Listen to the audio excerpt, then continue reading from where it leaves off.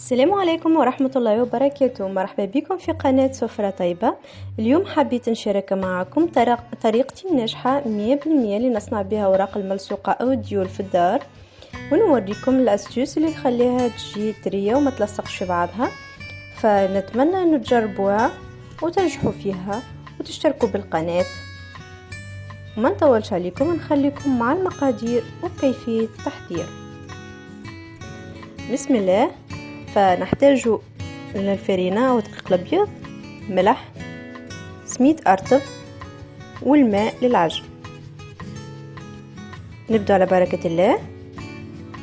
نحط 4 مغارف كبار فرينة او دقيق الابيض،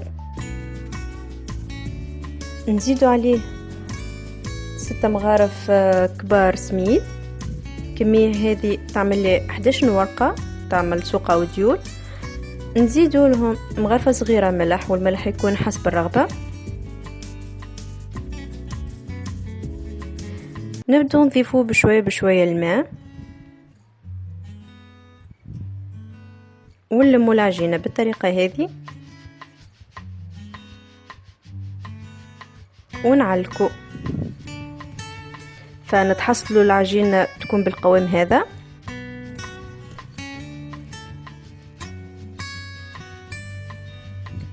نبدو نحلو بشوية بشوية في العجينة وندلكو بالطريقة هذه،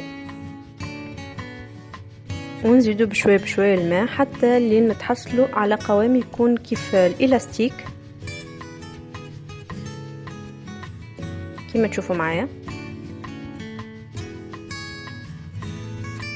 بالطريقة هذه.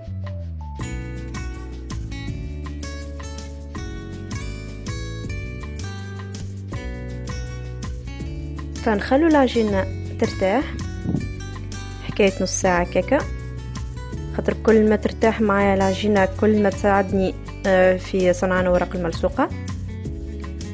نسخنوا التيفال وناخذوا قطعة صغيرة من العجينة،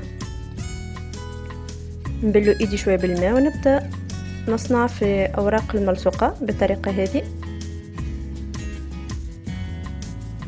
ونعمروا البلايص اللي ما وصلتهمش العجينة كما تشوفوا.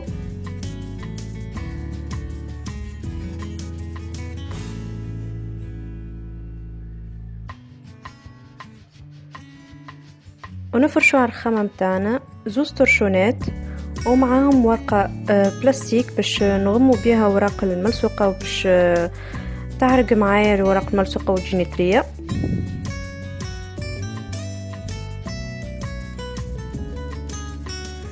وقت اللي تطيب ورقة الملصوقة كما تشوفوا ديما نقلبها على وجهها، يعني اللي الورقة اللي متجي قابلتني انا تكون هي اللي من تحت كما تشوفوا. هذو اوراق الملصوقة كيفاش حضرتهم. ان شاء الله تعجبكم الطريقة وتجربوها وتنالي رضاكم. ما تنسوش تشتركوا بالقناة، والى اللقاء في وصفة اخرى ان شاء الله.